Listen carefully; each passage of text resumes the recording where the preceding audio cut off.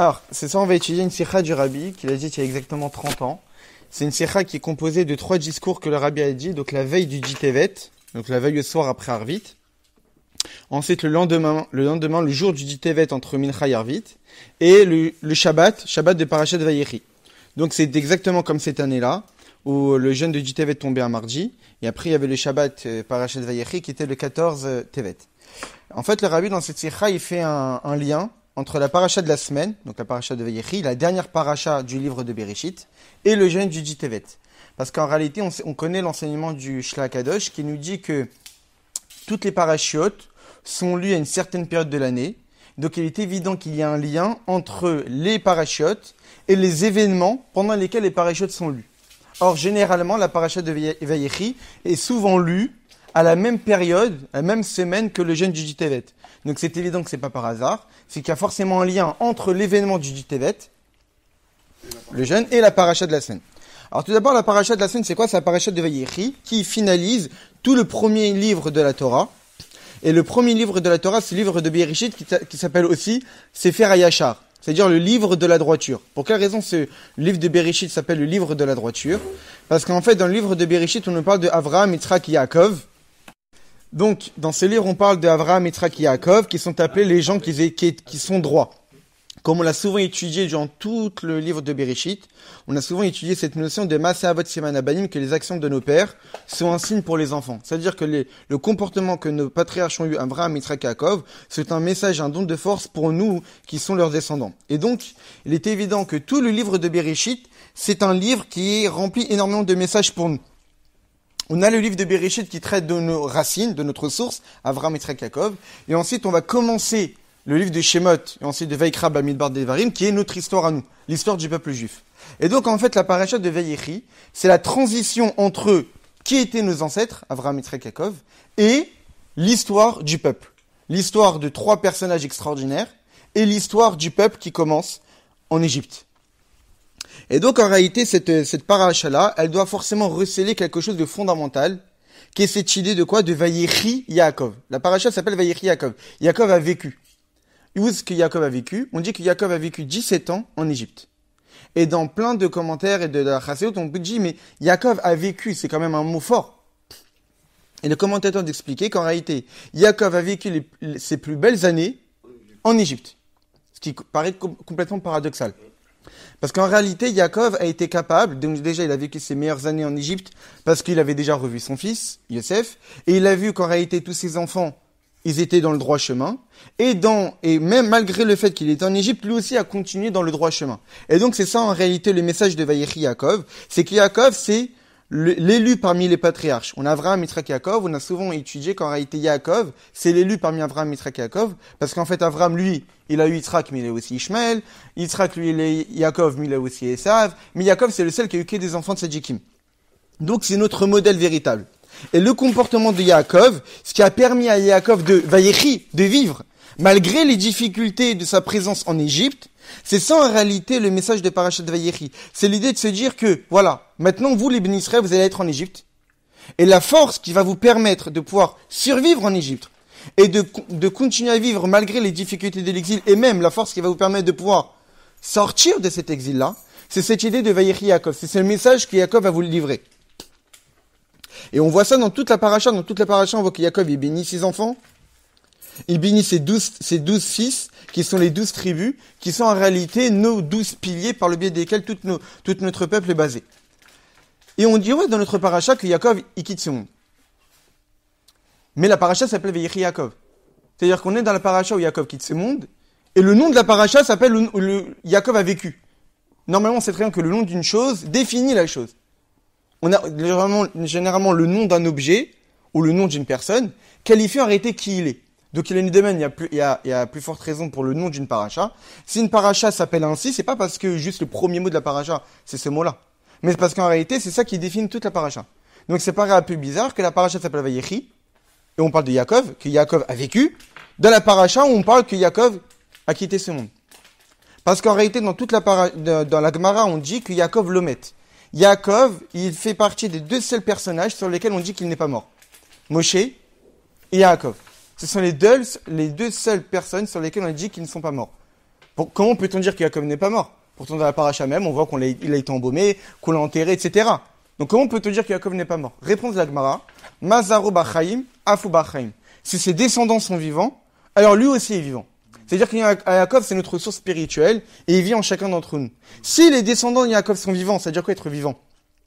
C'est pas juste être vivant en bonne santé, ce qu'on espère tous, mais c'est aussi et surtout être vivant spirituellement. Si les descendants de Yaakov, c'est-à-dire si nous, le peuple juif, on est vivant spirituellement, on pratique la Torah, on respecte la Torah, on étudie la Torah, on pratique les mitzvot, alors automatiquement Yaakov lui aussi est vivant à travers nous.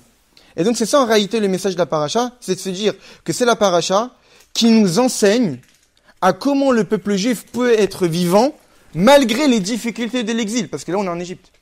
Et la paracha de la semaine prochaine, paracha de Shemot, on est en Égypte, mais dans l'esclavage d'Égypte.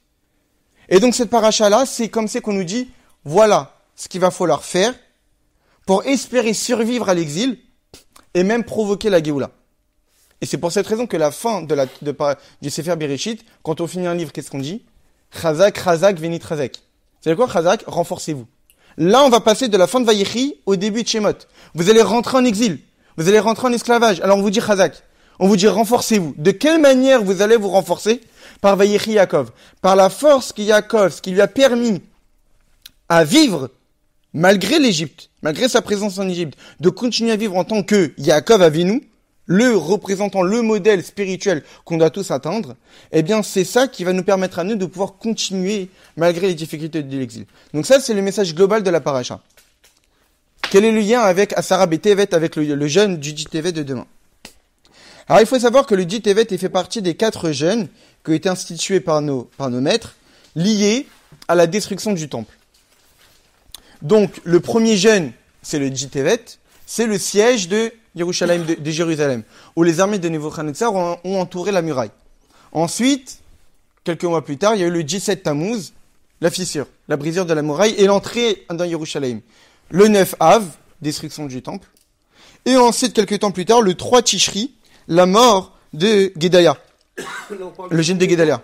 Et les Chachamim nous disent que, évidemment, que lorsqu'on pose la question quel est le jeûne le plus grave parmi les 4, on dirait que ce serait le 9 Av. Parce que le 9 Av, on jeûne pendant plus de 24 heures, depuis la veille, on ne se lave pas, on met pas de chaussures en cuir, etc., etc. Donc ce serait le jeûne le plus grave. Mais lorsqu'on regarde dans les lois de l'Halacha, il semblerait que le plus grave, ça serait celui de demain. Le 10 Tevet. Pour quelle raison? Parce qu'en réalité, on voit très bien que si un jeûne tombe Shabbat, on le repousse. Le 9 Av tombe Shabbat, on le fait dimanche, etc. Mais si le 10 Tevet tombait en Shabbat, on le ferait Shabbat. Comme Yom Kippour. Alors évidemment que avec notre calendrier, il est fait de manière à ce que le 10 Tevet ne peut pas tomber Shabbat. Mais, parce que à l'époque du temple, on fixait le Rosh Chodesh pas avec les calendriers qu'on a, mais en regardant la lune, il est tout à fait possible que le 10 Tevet tombe Shabbat, et d'après certains, on le ferait Shabbat. Au même titre que Yom Kippour, pourquoi? Parce qu'à propos du 10 Tevet, il y a marqué Be'etzem Hayom Hazeh, dans l'essence même de ce jour-là. Donc quand dans le verset il y a marqué dans l'essence même de ce jour-là, ça veut dire que c'est ce jour et pas un autre. On peut pas le décaler. Et même aujourd'hui, le 10 Tevet peut tomber vendredi. Et on le fait vendredi. Et on commencerait Shabbat en jeûnant. Et c'est déjà tombé il y a pas longtemps même. Alors je sais plus, c'était l'année dernière ou il y a 2 ans. Ouais. C'était tombé. Qu'est-ce qu'on voit de là? On voit qu'en réalité, le jeûne du 10 Tevet a d'une certaine manière une gravité plus importante que tous les autres. Quelle en est la raison? Parce qu'en réalité, ces 4 jeûnes, comme je l'ai dit tout à l'heure, ils ont été fixés par rapport à des événements, aux événements de la destruction du temple. Mais quand est-ce que tout a commencé? L'événement du 10 Tevet. En réalité, tous les autres jeûnes ne sont que la conséquence de ce début-là. Et on sait très bien que le début, c'est là où il y a la plus grande gravité. En réalité, le fait que la muraille a été brisée après, que les ennemis sont rentrés à Jérusalem, que le temple a été détruit, que le Guédalia, le gouverneur, a été tué, ne sont que des conséquences du début qui était le siège de Jérusalem. C'est-à-dire qu'en réalité, le siège de la ville de Jérusalem, c'est là qu'a commencé la chute spirituelle du peuple juif et la destruction du temple. Donc c'est là où il y a l'événement le plus grave qui a commencé, qui a donné l'impulsion aux toutes les catastrophes qui ont suivi. Donc c'est tout à fait normal que vu que c'est là que tout a commencé, où là où en fait il y a eu l'impulsion du mal qui s'est exprimé sur nous, et qu'après il n'y a eu qu'un effet de cause à conséquence. Et donc en réalité c'est pour cette raison que ce jeûne-là a cet aspect plus grave que s'il tombait Shabbat, on devrait même le faire. Aujourd'hui, c'est plus possible, mais en tous les cas, en théorie, ça serait largement possible. Mais le rabbi, il dit qu'en réalité, chaque jeûne, il a un aspect évidemment négatif, puisqu'il s'en souvenir d'un événement douloureux pour notre histoire, mais c'est aussi une connotation positive. Pourquoi ? Parce que tout jeûne, c'est ce qu'on appelle un et ratson. C'est un moment propice pour la prière. C'est un moment propice pour la teshuva. C'est un moment propice pour la proximité avec Akadosh Baruch Hu. Et l'Admor HaZaken explique très bien ça dans le Geret HaTeshuva. L'Admor HaZaken, dans la 3e partie du Sontania, qui traite de la teshuva, donc il explique c'est quoi la teshuva. Et à un moment donné, il précise, mais il faut bien savoir que le jeûne ne fait pas partie des principes de la teshuva. Ce n'est pas une condition pour faire teshuva. Une personne n'a pas l'obligation de s'imposer des jeûnes pour pouvoir se repentir, entre guillemets, de ses fautes. Faire teshuva, c'est regretter ses fautes, ne plus les recommencer, et prendre la bonne décision d'avancer spirituellement, de se rapprocher de Dieu. Les jeûnes, c'est pour autre chose. Quelle est l'utilité des jeûnes ? L'Admor HaZaken explique qu'en réalité, à l'époque du Beth Amikdash, lorsqu'une personne fautait, il devait offrir un sacrifice, un cadeau à Akadosh Baruch Hu.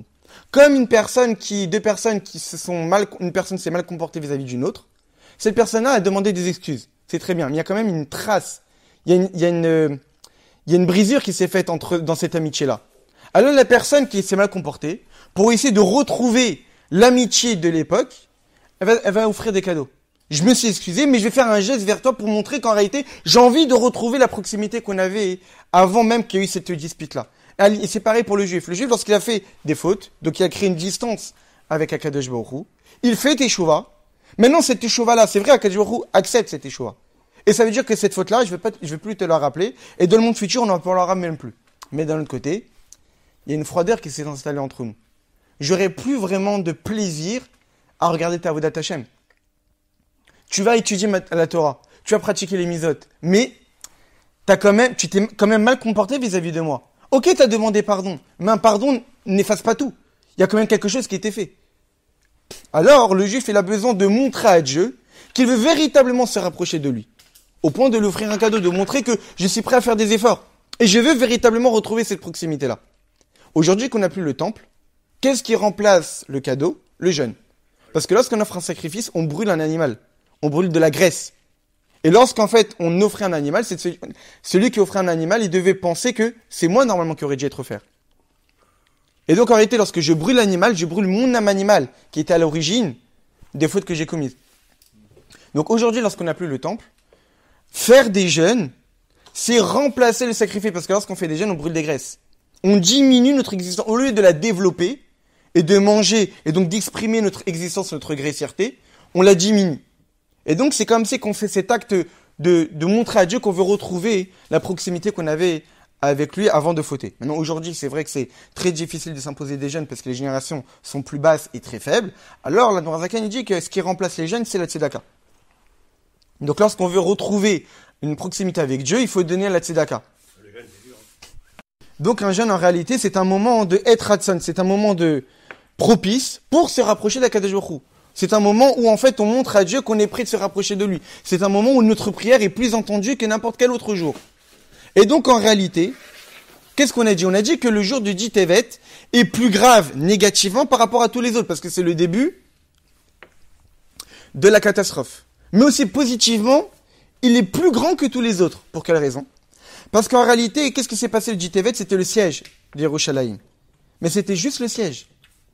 On n'a pas été frappé, on n'a pas été attaqué, même la muraille n'a pas été touchée. Donc en réalité, le siège n'a eu, entre guillemets, aucune conséquence directe catastrophique. Qu'est-ce que ça a apporté ce siège-là ? Akadosh Baruch Hu a fait en sorte que nos ennemis nous entourent pour nous réveiller à la teshuva. Directement, il a dit... Et donc en réalité, le jour de 10 Tevet, c'est le jour où nos ennemis ont fait un siège sur notre ville, mais sans toucher au peuple, sans toucher à la ville d'Yerushalayim, sans toucher au Beth Amikdash, et même la muraille, elle, n'a pas été touchée. Ils sont juste restés à l'extérieur. Alors c'est vrai qu'il y a eu quand même, on jeûne ce jour-là, parce que c'était une catastrophe. Parce en assiégeant la ville d'Yerushalayim, il n'y avait aucune possibilité de sortir et de rentrer, donc aucune possibilité de faire entrer des vivres. Et donc, le peuple qui était emprisonné, eh bien, il perdait de toute leur subsistance. Donc, c'était évident que c'était une catastrophe, dont la raison du jeûne. Mais d'un autre côté, la raison de cet événement-là, pour quelle raison Dieu a fait en sorte qu'on soit assiégé, c'est de nous réveiller à la Teshuvah. Et que si on avait écouté, on avait compris le message de Dieu, et qu'on avait fait Teshuvah, tout aurait été annulé. La muraille n'aurait pas été brisée, ils ne seront pas rentrés en Yerushalayim, le temple n'aurait pas été détruit. Donc en réalité, le jour du Tevet, c'est le jour où Dieu nous réveille à la Teshuvah. Or, on sait très bien que la Teshuvah, c'est quoi? C'est le mécanisme de la Géoula. Ça veut dire qu'en réalité, le jour du Tevet, c'est le jour où a commencé la possibilité de pouvoir entamer la Géoula. Alors c'est vrai que, comme on l'a dit, le Tevet a une connotation grave, même pire que les autres. Mais aussi le Tevet a un côté positif, même plus grand que tous les autres, dans cette idée que le Tevet, il n'y a pas eu de catastrophe concrète, il y a une catastrophe en potentiel. Et que ce potentiel-là, en nous assiégeant, normalement, c'était pour réveiller la Teshuvah et ne provoquer aucune destruction. Il n'y a aucune destruction concrète qui s'est opérée le Tevet. C'était en potentiel. Et il fallait qu'on réagisse à ce moment-là. Et si on avait réagi, alors tout aurait été resté complet et entier et le Beth Amikdash n'aurait pas été détruit. Donc en réalité, la notion du siège de Yerushalayim, la notion du Tevet, c'est aussi, peut être expliqué, peut être vu comme étant la notion de absence de destruction. C'est un jour où on nous donne la force d'empêcher la destruction du temple. Donc c'est ça en réalité ce que le Rabbi va nous expliquer durant toute la Sikha.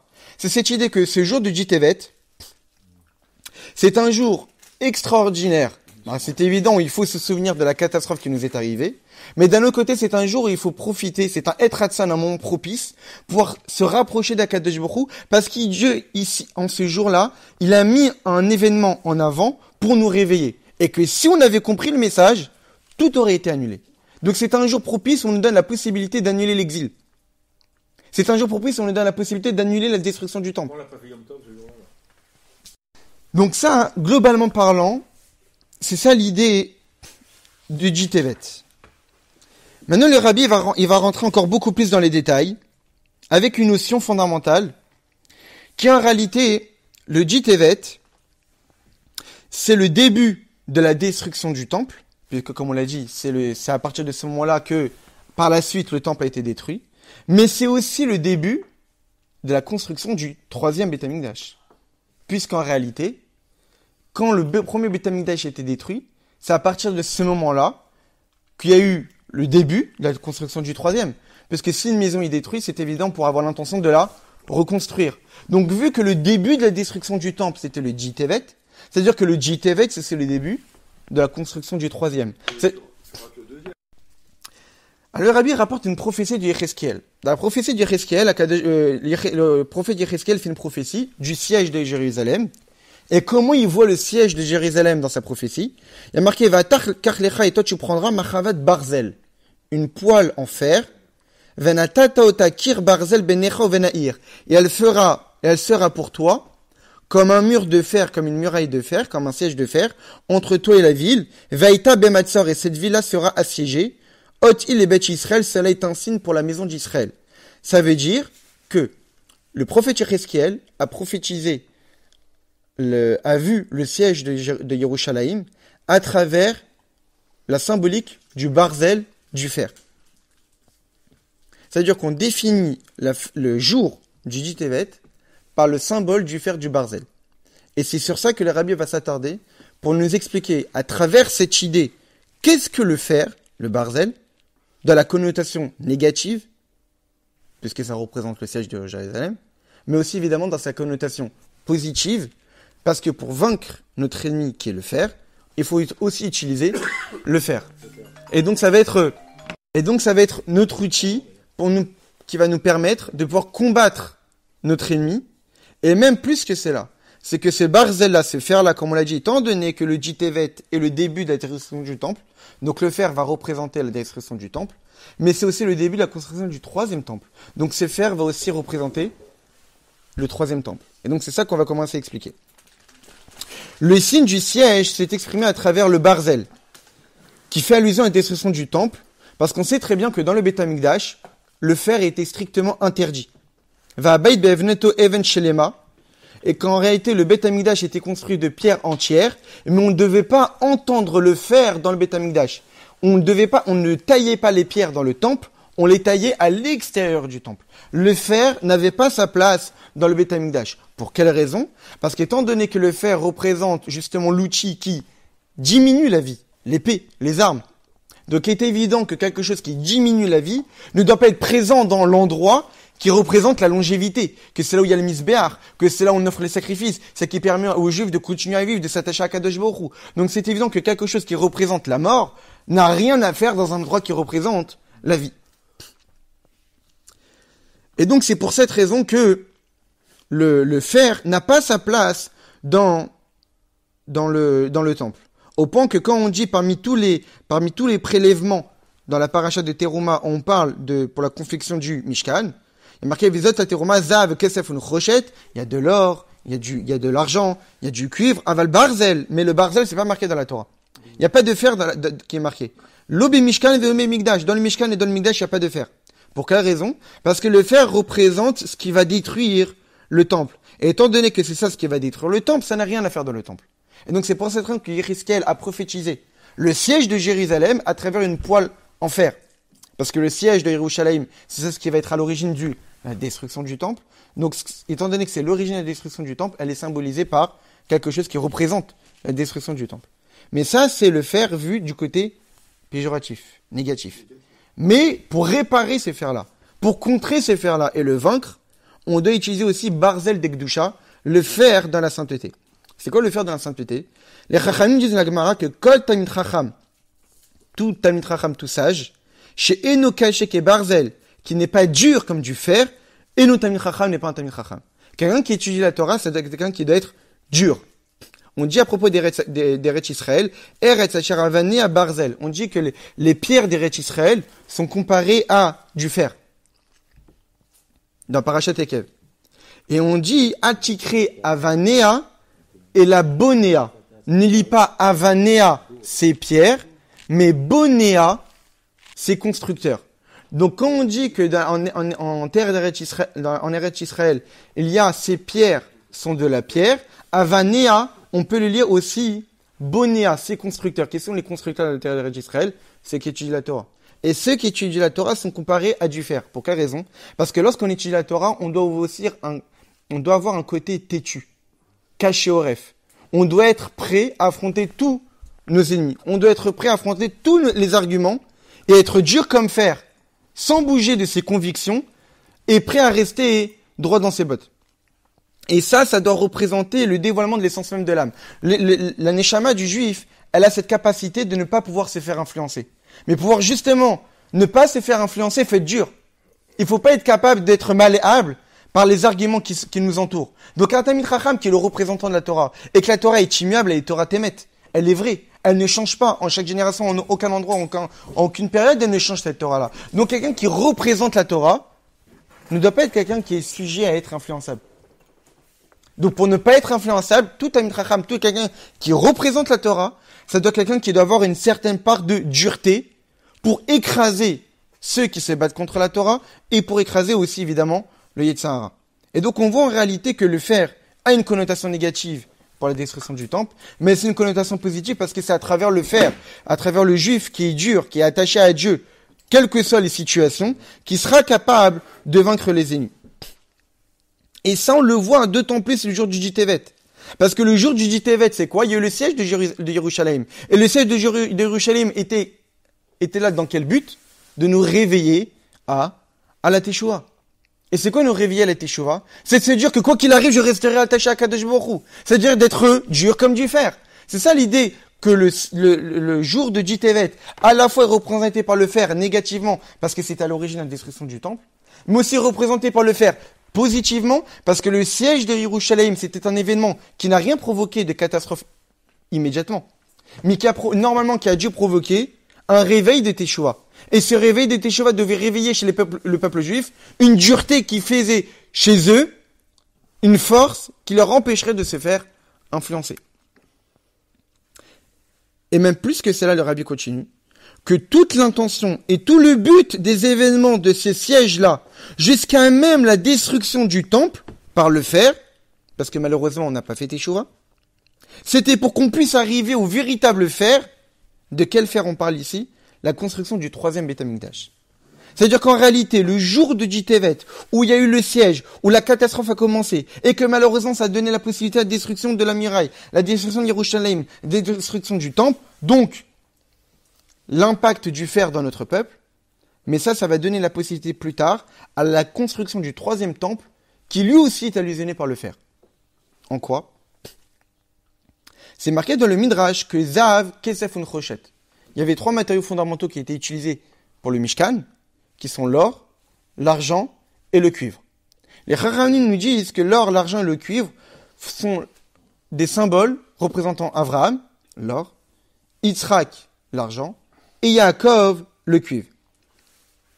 Et comme on le sait très bien, que les 3 temples, le premier, le deuxième et le troisième temple, ils sont aussi représentés par Abraham, le premier temple, Yitzhak, le deuxième temple, et Yaakov, le troisième temple. Abraham, lui, il a vu le Har HaMoriah en disant Har, c'est une montagne, quelque chose d'élevé.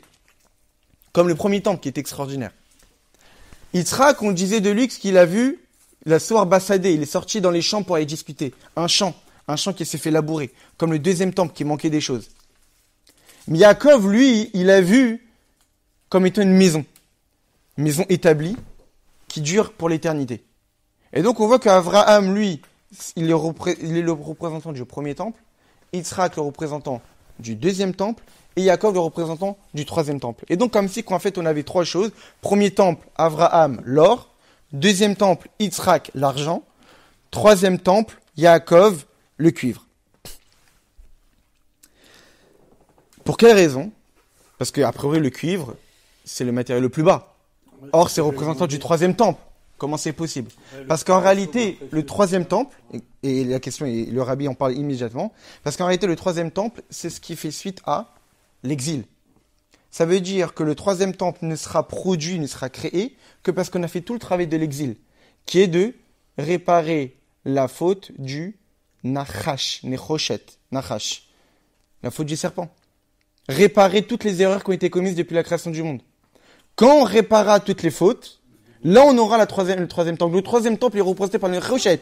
Parce qu'on vient réparer, on vient raffiner et élever tout le monde qui s'est diminué spirituellement à cause de la faute de l'arbre de la connaissance depuis Adam et Chava.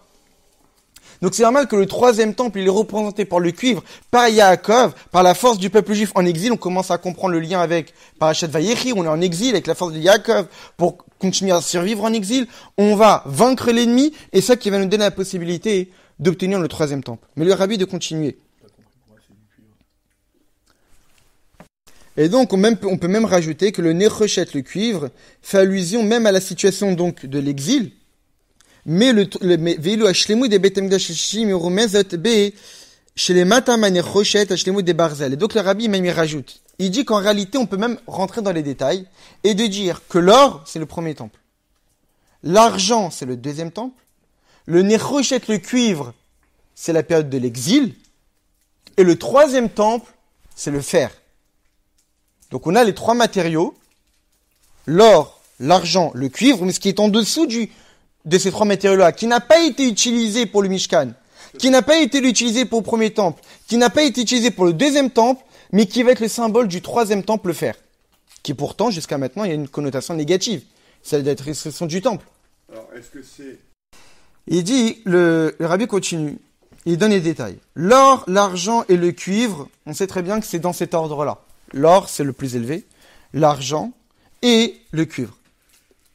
Mais en réalité, Zahav, Kesef et Nechoshet en hébreu, ce sont les Rachetevot, ce sont les acronymes, les premières lettres de 3 phrases. Zahav, c'est Zé, Hanoten, Bari, celui qui donne la santé. Kesef, c'est Ke, que chez Yesh, lorsqu'il y a, c'est Kesef, sa mère, Sakanat, le danger, Pachad, d'une peur. Et Nechoshet, c'est Nechinat, donner, Cholé, au malade, Shiamar, qui dit, Tenu, donner. Qu'est-ce que ça veut dire? Zahav, c'est le premier temple. Donc c'est Zé Anoten Bari, c'est celui qui est dans la santé lorsque tout va bien. Le premier temple, c'est que lorsqu'il y avait la Shlemut, on était en paix avec l'époque de Shlomo HaMelech, bon après avec d'autres rois, mais à l'origine ça commençait avec Shlomo HaMelech, on n'avait pas d'ennemis, il y avait la Shrina qui s'est dévoilée, c'était une période extraordinaire. Zanoten Bari, où tout va bien. Ensuite, il y a Kesef, Kesheye Sakanat Pachad, lorsqu'il y a un danger de peur. Parce que dans le deuxième temple, il manquait 5 ustensiles, et on avait la peur que vu qu'il manquait 5 ustensiles, qu'on pourrait revivre la destruction du premier temple. Et ensuite, Nechoshet, c'est quoi? C'est Nichinat, c'est donner relais aux malades, parce qu'on n'est plus avec le temple, on est malade, on n'est plus en bonne santé. Et donc quand on est malade, on réclame le médicament. Donc Nichinat relais, Shamartenu, donner aux malades ce qu'ils réclament. Et donc le Nechoshet fait référence à le juif qui se trouve en exil et que Dieu va lui donner le 3e Beth Amikdash. Donc c'est pour cette raison que l'or, l'argent et le cuivre font allusion au premier temple, au deuxième temple et au 3e temple, et que lorsqu'on donnera le 3e temple, ce 3e temple sera éternel, à l'image de la dureté du fer. Donc en réalité le fer va représenter l'éternité du 3e Beth Amikdash qu'on obtiendra après le travail de l'exil. Et donc, le rabbi de rajouter qu'en réalité, toute l'éternité du 3e temple, qui viendra après la destruction du premier temple, qui viendra après la destruction du 2e temple, est allusionnée par la dureté du fer.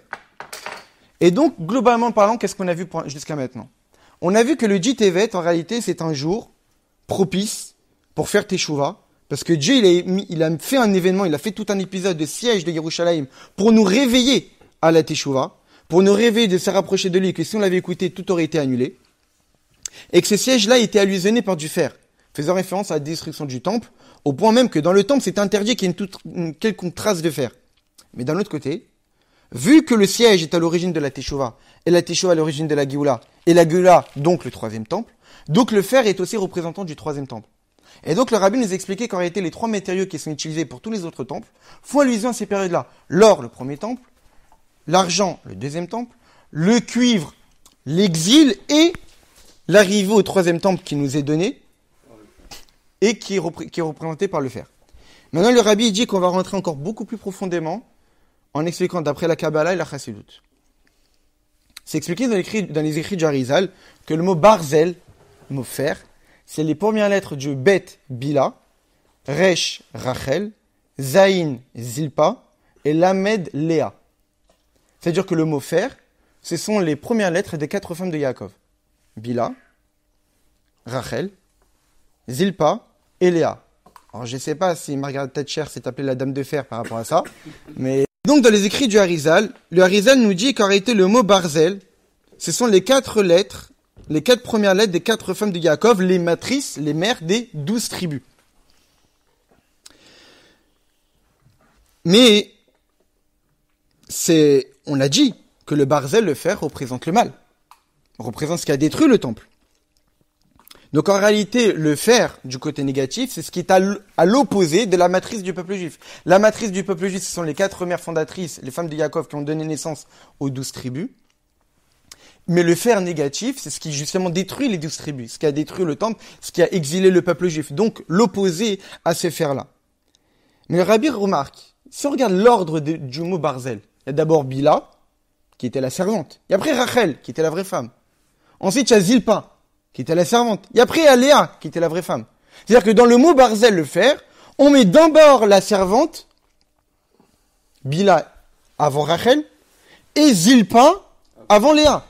Normalement, la femme devrait être avant, la concubine devait être avant la servante. Pour quelle raison on mettrait la servante avant la femme? Parce qu'on est toujours dans cette idée de négative. Que le fer, c'est justement le représentant du mal. C'est le représentant des restrictions du temple. C'est le représentant des clipotes, des forces du mal.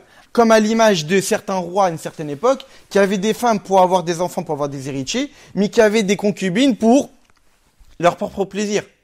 Et que tellement qu'ils étaient attirés par leur propre plaisir, que des fois ils valorisaient plus leurs concubines, leurs femmes, leurs servantes qui étaient là que pour assouvir leur plaisir, que leurs propres femmes qui leur donnaient leurs héritiers. Parce que dans le mal, on donne plus d'importance au plaisir que à l'héritage, qu'à l'héritier, qu'à fonder une famille. Donc dans le fer, on met plus en avant la servante qu'avant la femme, parce que c'est une connotation négative. Mais d'un autre côté aussi, le fer a une connotation positive. Et on met quand même la servante avant la femme. Ça reste quand même Bila avant Rachel. Ça reste quand même Zilpa avant Léa. Donc comment peut-on être dans la vision positive du fer, tout en gardant la servante avant la femme? C'est quand même paradoxal.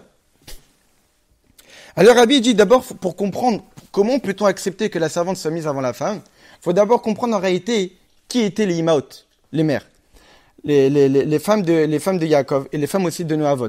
Le Rabbi explique qu'en réalité, c'est connu qu'Avraham, Yitzhak et Yaakov ont goûté au monde futur. Ils ont vécu une vie où ils ont eu la possibilité de goûter au monde futur. Et comment cela s'est exprimé? Par mal de choses. Et par l'une des choses, c'est que leur femme était supérieure à eux. On dit de Sarah qu'elle avait un plus grand niveau de prophétie qu'Abraham. Et donc en réalité, Sarah d'une certaine manière était supérieure à Abraham, Rivka était supérieure à Yitzhak, et Rachel était supérieure à Yaakov. Pour quelle raison? Parce que nos patriarches vivaient les temps messianiques. Où aujourd'hui, on dit que l'homme domine la femme, c'est marqué comme ça au début dans Parashat Bereshit, après la faute d'Adam et Chava, on dit que l'homme te dominera parce que malheureusement, c'est la femme qui était à l'origine, c'était Chava qui était à l'origine de la faute. Maintenant, quand on dit te dominera, ça ne veut pas dire que l'homme est supérieur à la femme. C'est-à-dire que malheureusement, extérieurement, c'est ce qu'on a l'impression. Et je dis bien l'impression. Parce qu'en réalité, quand Mashiach viendra, on nous dit qu'on verra la racine des choses, qu'on verra la source véritable de chaque chose. Et dans la source véritable de chaque chose, la femme est supérieure à l'homme. Eshet Chayil, Ateret Baala, la femme vertueuse est la couronne de ce mari. La couronne, c'est au-dessus de la tête, ce qui est au-dessus. Aujourd'hui, qui donne vie à qui? L'âme donne vie au corps. L'homme, généralement, c'est lui qui travaille pour subvenir aux besoins de la famille. Et la femme prend ça et en fait quelque chose de comestible, on fait quelque chose de vital. Elle est dans le pragmatisme. Nous, on est dans la théorie, on ramène la théorie. Et elle en fait quelque chose qui permet au foyer de pouvoir en vivre. Mais, extérieurement, on a l'impression que le mari a un rôle plus important que le rôle de la femme. Mais quand Mashiach viendra, on comprendra qu'en réalité, c'est tout l'inverse. Que ce qui paraît bas aujourd'hui est en réalité beaucoup plus élevé que ce qu'on pense aujourd'hui comme étant plus haut. Et donc, vu que nos patriarches vivaient le monde futur avant même d'y arriver, donc dans leur quotidien, dans leur foyer, ils voyaient que leur femme était spirituellement plus élevée que eux. Donc, et non seulement ça, c'est en réalité les femmes qui donnaient la possibilité aux patriarches de pouvoir avoir un impact dans le monde, et même comme chaque femme dans le foyer. L'homme, c'est la théorie, et c'est la femme qui permet au mari de pouvoir se réaliser dans le monde. C'est la femme qui réveille chez le mari des envies, des volontés, de projets dans sa vie, parce que c'est ça le rôle de la femme, c'est de réveiller chez l'homme des projets, des envies, de pouvoir se réaliser, et c'est elle qui donne la possibilité au mari de se réaliser concrètement. C'est bien. Complètement. Et c'est exactement pareil par rapport aux servantes, par rapport aux femmes. Normalement, il est évident que la femme est supérieure à la servante. Mais, on voit que Rachel a mis en avant la servante. C'est Rachel qui a mis sa servante Bila dans le couple. Normalement, la servante est inférieure à la femme. C'est la femme de Yaakov qui devrait passer avant. Mais c'est Rachel qui a mis en avant la servante. Et elle a dit, Vevane gamanochi mimena, par Bila. Et donc, on voit que malgré le fait qu'une servante, normalement, est inférieure à la femme, pourtant, Rachel a mis la servante dans le couple. Elle a dit, je vais mettre Bila, parce que par elle, je vais pouvoir peut-être avoir des enfants. C'est-à-dire que Rachel n'arrivait pas à avoir d'enfants. Alors, elle a introduit la servante dans le couple, parce que peut-être à travers Bila, je vais pouvoir avoir des enfants. Et en règle, et là, le Rabbi explique des notions de chassidut que je vais essayer d'expliquer. C'est qu'en réalité, la femme, dans la chassidut, on explique, on l'a souvent étudié, qu'il y a 10 sphirotes, les 10 forces spirituelles qui régissent le monde, qui existent en chacun d'entre nous dans notre âme. 3 forces intellectuelles et 7 forces émotionnelles. Généralement, dans la relation entre un homme et une femme, l'homme, il est plutôt représenté par l'intellect et la femme plutôt représentée par l'émotion. Le cerveau et le cœur. Les deux organes fondamentaux qui sont complémentaires pour que l'homme soit en bonne santé. Comme un homme et une femme, que s'ils sont complémentaires, le couple sera en bonne santé.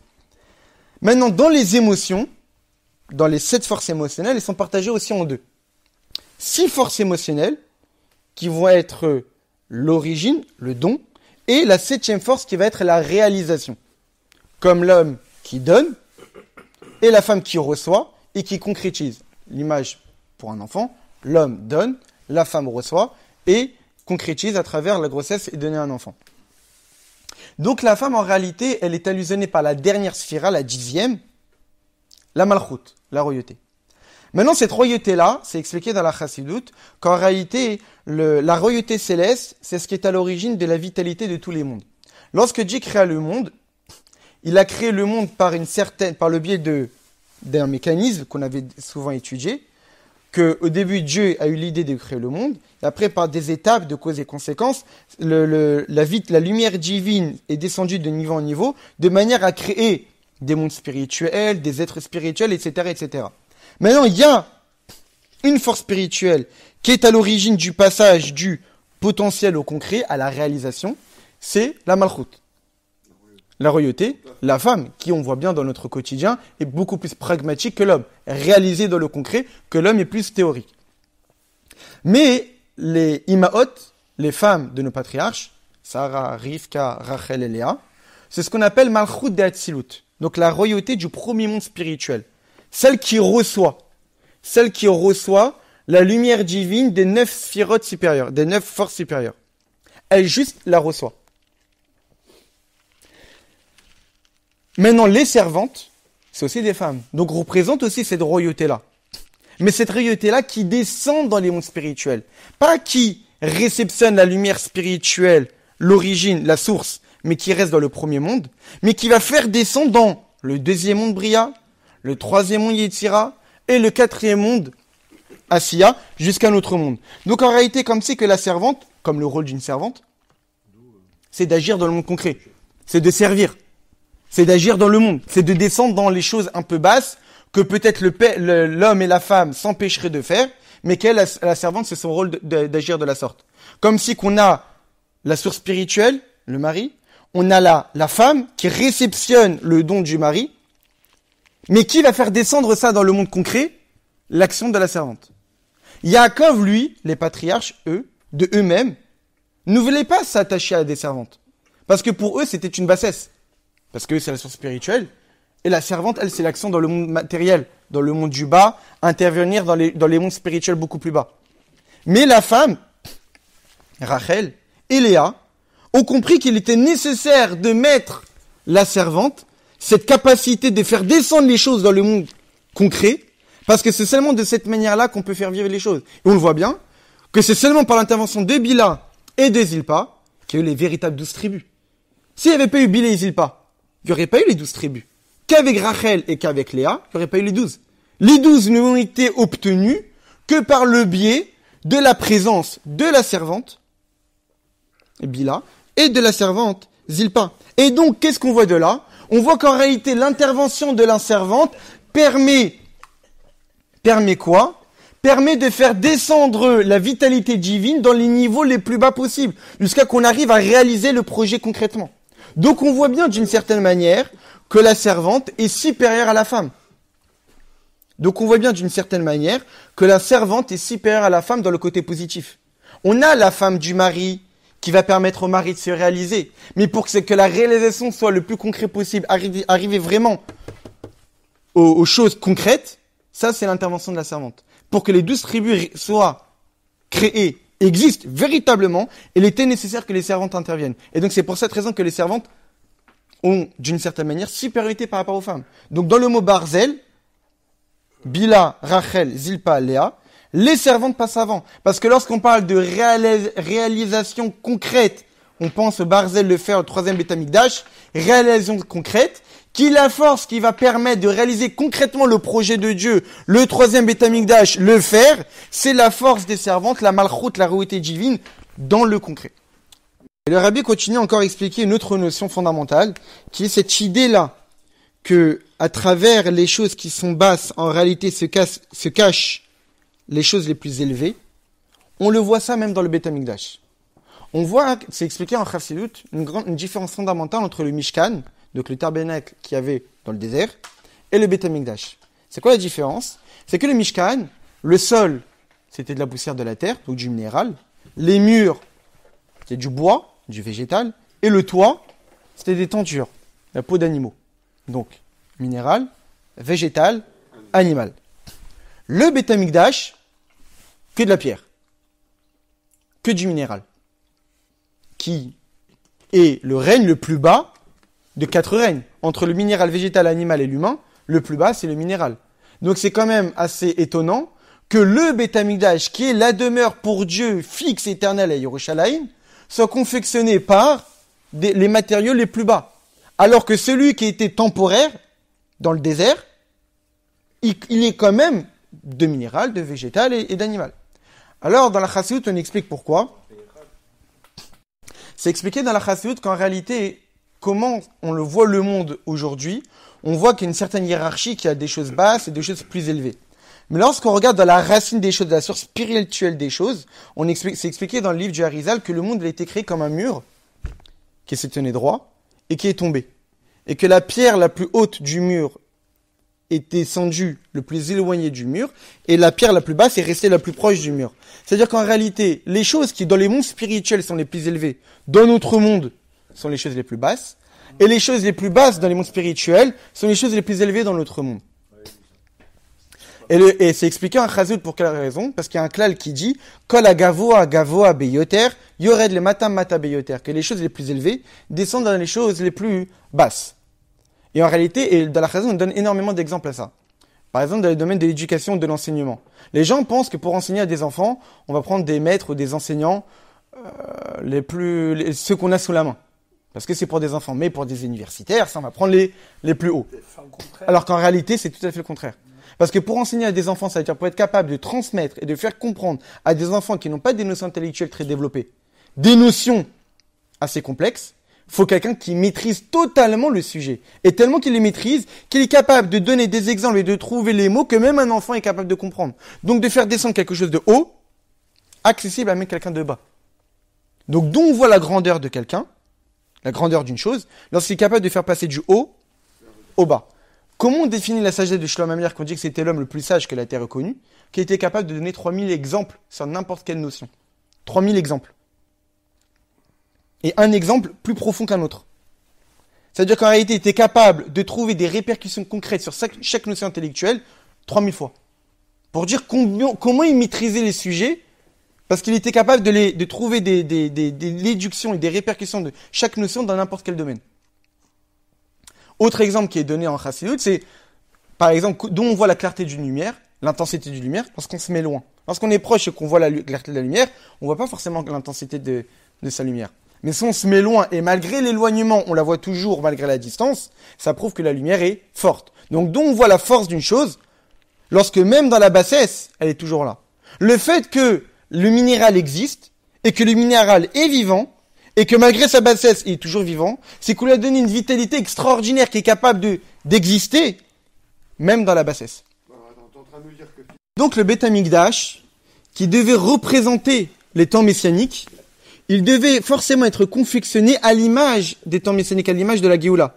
Étant donné que, comme on l'a dit, qu'à la Géoula, que lorsque Mashiach viendra, on verra la grandeur de la Malchut, on verra la grandeur de la féminité, on verra la grandeur du corps, on verra la grandeur de ce qui est bas aujourd'hui. Donc forcément, le Beth Amikdash, qui devait symboliser les temps messianiques, devait être construit essentiellement de pierre, même si c'est le minéral, parce qu'à travers, dans le bas, on voit les notions spirituelles les plus élevées. Mais, il ne devait pas être fait de fer, pour autant.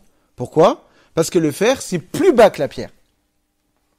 Le Beth Amikdash, même s'il devait être confectionné de pierre, il ne devait pas être fait de fer, parce que le fer est plus bas que la pierre dans la connotation négative. Donc le Beth Amikdash ne pouvait pas être fait de fer, parce que le fer est tout l'opposé au Beth Amikdash. Mais, ça c'est pour le premier Beth Amikdash, ou pour le deuxième Beth Amikdash. Mais on peut dire que pour le Beth Amikdash, du troisième Beth Amikdash, qui se dévoilera, on dévoilera la grandeur de la Malchut, la grandeur de la réalité divine, mais qui descend dans les mondes, qui se dévoile partout. Le Beth Amikdash qui était confectionné de pierre, c'est comme si c'était les femmes. La femme de Yaakov. La Malchut qui reste dans le monde de Hatzilut, qui ne descend pas dans les mondes les plus bas, qui est différente d'une servante. Le rôle de la servante, c'est de descendre dans les niveaux les plus bas et d'amener dans le concret, dans les choses que on se détache de ça, on considère comme étant bas, mais elle agit quand même là-bas. Le troisième Beth Amikdash, qui aura lieu lorsque Mashiach viendra, où on dévoilera la grandeur des choses les plus basses qui existent. Alors, qui est le représentant du troisième Beth Amikdash? Qui a été le représentant du siège du Ditevet? Qui a été le symbole du siège du Ditevet? Qui a été le début de la destruction des temples et donc la destruction de tous les temples, mais aussi le début de la construction du troisième? Le fer, le Barzel. Qui met en avant le Bet, Bila, la servante, avant Rachel, qui met le Zaïn, Zilpa, avant Léa, et qui est le fer qui est en dessous de la pierre. Très bien. Et le rabbi de continuer et de dire qu'en réalité, on peut même continuer à dire que la plénitude des Barzel des Gdusha, que ce fer qui se trouve dans la connotation positive de la Gdusha du troisième temple, pourrait même s'exprimer que non seulement c'est symbolisé par le fer, mais carrément que le fer peut même faire partie de la construction du troisième Beth Amikdash. On dit à propos du premier Beth Amikdash et du deuxième Beth Amikdash que c'était interdit toute présence de fer, comme on l'a déjà dit. Pour bien accentuer le fait que le fer, c'est un outil qui est utilisé pour détruire le temple. Donc vu que le fer, c'est un outil qui est utilisé pour détruire le temple, c'est tout à fait normal pour détruire la vie. Donc c'est tout à fait normal que dans le Beth Amikdash qui est représentant de la vie, il n'y a pas présence de fer. Mais pour le troisième Beth Amikdash, c'est un Beth Amikdash qui est éternel, qui ne pourra pas être détruit. Donc il n'y a pas de risque d'avoir de fer. Le fer, c'est l'opposé du Beth Amikdash, parce que le fer, c'est un outil qui peut détruire le Beth Amikdash. Le fer, c'est un outil qui détruit la vie. Mais le troisième Beth Amikdash, c'est lorsque Mashiach viendra, où le Beth Amikdash sera éternel, où la vie sera éternelle. Donc le fer n'est plus opposé à ça. Le fer n'aura plus de connotation négative, même si dit à propos de la vie du Mashiach que toutes les armes seront détruites. Donc on voit bien qu'en réalité que lorsqu'on arrivera au troisième Beth Amikdash, le fer n'aura plus de connotation négative au point qu'on l'exclura du troisième Beth Amikdash, mais puisque le Beth Amikdash ne pourra pas être détruit, il sera éternel. Vu qu'il n'y aura pas de mort, donc le fer n'est pas opposé. Même bien au contraire, il ne restera quelle vision du fer que la vision positive qu'on a expliquée. Et donc c'est pour cette raison que David Ameller, lorsqu'il a commencé le travail de construction du premier temple, parce que c'est lui qui a eu l'idée de construire un temple, mais que Dieu lui a dit, c'est pas par toi que ça va être fait, mais c'est par ton fils Shlomo, parce que toi tu as un peu du sang sur la main, tu as fait des guerres, mais c'est plutôt ton fils Shlomo Shalom, la paix, qui vivra en paix, qui lui pourra construire un Beit Shalom, un endroit de paix. Mais David Ameller, lorsqu'il a préparé le terrain, il a amassé tous les matériaux nécessaires, il a amassé aussi du fer. Il a amassé 100 000 kikarim, donc une quantité énorme de fer. Une quantité énorme qui n'a même pas été utilisée, puisque le fer n'est pas utilisé pour le Beth Amikdash. Il a préparé le troisième. Exactement. Et c'est pour cette raison qu'on dit ça sur David, parce que David, c'est qui? C'est le symbole du Mashiach. Donc David Ameller, qui est le symbole du Mashiach, lorsqu'il a commencé à préparer le terrain pour la confection du Beth Amikdash, il a pris du fer, mais le fer c'est inutile, il n'y a pas de présence de fer dans le Beth Amikdash. En réalité, il a préparé le troisième Beth Amikdash. Parce qu'il savait que le fer, c'est le représentant, c'est le symbole du troisième Beth Amikdash. Et de là, on comprend en réalité que le Ditevet, le jour demain, ce jeûne-là, c'est le début de la construction du troisième temple et le début de la Géoula. Que même si c'est vrai que le siège du Ditevet, c'était un début d'événement catastrophique, c'était le début de la destruction du Beth Amikdash. Mais en réalité, l'intention de ce siège-là, c'est que par la suite puisse être construit le troisième temple, comme c'est marqué dans le Midrash, que est monté un lion dans le mois du lion pour détruire le lion de Dieu, mais afin que vienne le lion dans le mois du lion et reconstruire le lion de Dieu. C'est qui le lion? Nebuchadnezzar, qui est venu dans le mois du lion, le mois de Av, pour détruire Ariel, le lion de Dieu, le Beth Amikdash, afin que vienne le lion, Mashiach, dans le mois de lion, le mois de Av, pour construire le lion de Dieu, le Beth Amikdash. C'est-à-dire qu'en réalité, la destruction. Donc en réalité, le Mashiach, il vient. Le Mashiach, il vient. Le Mashiach, c'est le lion qui vient au mois du lion. Pour quelle raison il vient au mois du lion? Parce qu'on dit que la Neshama du Mashiach, elle est le 9 Av. Mais au minimum, la conception d'un enfant, la grossesse dure combien de temps? Minimum. 7 mois. Tu peux avoir des prématurés de 7 mois. Le minimum d'une grossesse, c'est 7 mois. Même 8 mois, c'est dangereux qu'un enfant naisse au 8e mois. Et donc 7 mois, c'est possible. Si la naissance du Mashiach, c'est le 9 Av. Si vous faites 7 mois avant, Ditevet. Donc en fait, le Ditevet représente le jour de la conception du Mashiach. La naissance, l'apparition, le Ditevet. C'est là où a commencé la préparation de la Géoula, la préparation de la construction du troisième Beth Amikdash. Et donc en réalité, tout ça, et c'est pour cette raison qu'on dit que la destruction du temple, il était préparé pour la construction du troisième Beth Amikdash, une maison qui sera éternelle, et tout ça, ça a commencé le moment de la destruction du temple, et la destruction du temple a commencé quand? Le jour du siège de Yerushalayim. Et tout ça s'est allusionné par quoi? Par la prophétie de Yecheskel qui a dit, tu prendras du fer. En réalité, quand on te dit que tu prendras du fer, c'est vrai que c'est une connotation qui était négative à l'origine. Mais maintenant qu'on a expliqué, c'est qu'en réalité, ce fer-là fait allusion à quoi? Fait allusion à la dureté, à l'éternité, préparée par le siège de Yerushalayim, qui est l'éternité du troisième temple. Et de là, on comprend en réalité le lien avec Parashat Vayechi. Parashat Vayechi, c'est ce qui est la dernière parasha du Sefer Bereshit. C'est la dernière parasha où les Bénis Israël sont en exil, en Égypte, et Yaakov a quitté ce monde. Yaakov, c'est lui qui est descendu en Égypte, mais c'est lui qui va venir nous donner un message. C'est lui qui va nous donner Chazak, Chazak, Venit Chazek. Dernière parasha, on dit Chazak, renforce-toi, à l'image du fer. Vayechi Yaakov, Yaakov a vécu, c'est-à-dire que Yaakov a été capable de vivre même en Égypte. Pour quelle raison? Comment il était capable de vivre en Égypte? Parce que Mazaro Bachaim, Afu Bachaim. Parce que, étant donné que ses enfants sont vivants, alors lui aussi il est vivant. De quelle manière Yaakov est capable de vivre? Parce qu'il a donné une impulsion à ses enfants. Il a Mazaro, Zaro, c'est quoi? C'est des descendants, certes. Mais Zera, ça veut dire semer. Semer des graines pour faire pousser quelque chose. Yaakov a été capable de semer dans le peuple juif une force, une dureté, une intensité qui seront capables de combattre tous les obstacles et toutes les difficultés de l'exil. Et donc c'est pour cette raison que la paracha de Vayechi, qui est ce message-là, que vous êtes en Égypte, que vous allez rentrer dans un exil, qui va peut-être durer longtemps, mais moi, Yaakov, je suis Vayechi. Je vis. Je suis capable de vivre en exil. Je suis capable d'être le Nechoshet, d'être cette capacité de travailler en exil et de construire le troisième Beth Amikdash en exil, de commencer à préparer la Géoula en exil. Et donc c'est pour cette raison que cette paracha-là, elle est lue pendant cette période. Et pour quelle raison Yaakov, c'est ce symbole-là? Parce que Yaakov, on dit que c'est la troisième Mida. Troisième Beth Amikdash. Et Yaakov, c'est la troisième Mida, la Mida Taïmet. Il y a Chesed, Avraham, la bonté, Yitzhak, la rigueur Gvura, et Yaakov, le Emet, la ligne du milieu. Et c'est quoi la définition du Emet? Quelque chose qui est immuable. Yaakov, tel qu'il est dans son monde, dans sa source spirituelle, c'est le même lorsqu'il est descendu dans ce monde. Il a pas changé. Ce qu'il était à l'origine dans les mondes spirituels n'a pas changé ici-bas. Ce qui Yaakov était en Eretz HaKodesh, il était le même en Égypte. Cette capacité de émettre, cette capacité de ne pas changer, cette capacité de rester ce qu'on est, sans se faire influencer par ce qu'il y a autour.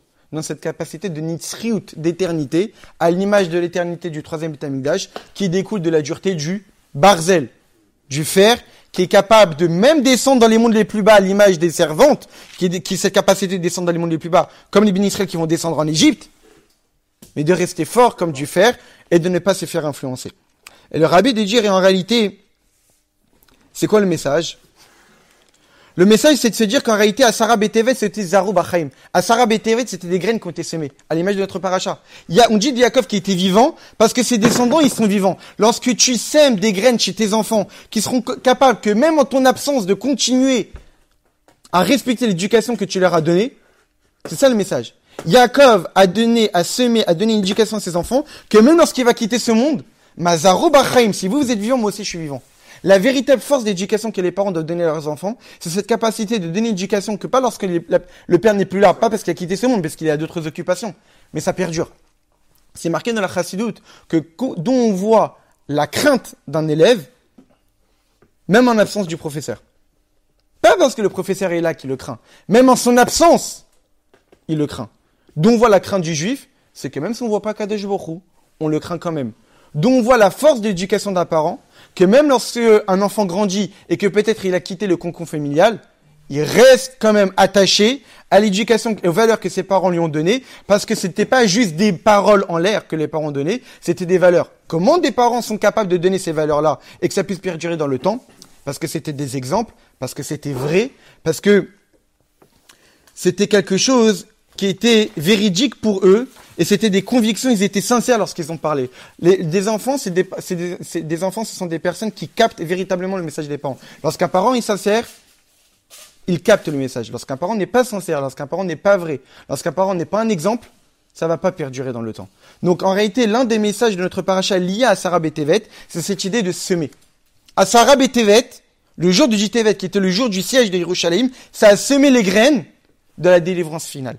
La paracha de Yechi, c'est que Yaakov a semé les graines de la capacité de Béni Israël de pouvoir survivre en exil et de préparer la Géoula à la sortie d'Égypte. Et donc c'est ça l'un des messages de la réunion de paracha de Yechi et de la Sarah Betevet, c'est de se dire que on a cette force-là qui nous a été donnée par Yaakov de pouvoir survivre en exil. Mais pas survivre en exil, d'accepter de vivre en exil.